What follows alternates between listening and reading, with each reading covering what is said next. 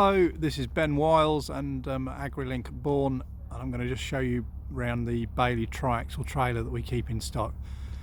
So, sprung drawbar at the front, dual air and hydraulic braking. This is a 20-ton carry trailer, and so we have a hardwood floor on there. We have a strap box, and we have 3-axle, triaxle there with mini super singles. It's on 10 stud commercial axles with the big brakes. We've got load sensing valve obviously with the braking system, and we spec these with a Bale wedge to the rear, which is removable with fork pockets here for easy removal.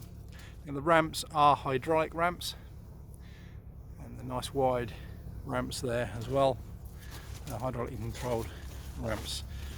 So this is a 26-foot long bed. That's 26 from the headboard through to the ramps. So that'll be approximately 5 foot on the Beaver and 21 foot on the flat. As you can see, we keep them in stock, and they're a popular seller with us. Lovely finished trailer.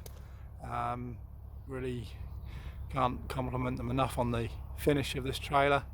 And another point to make is, while it's got a nice big carry rating, it's not overly heavy on its tear weight. So that might be important to some of you. Hope you find this useful. Thank you for watching.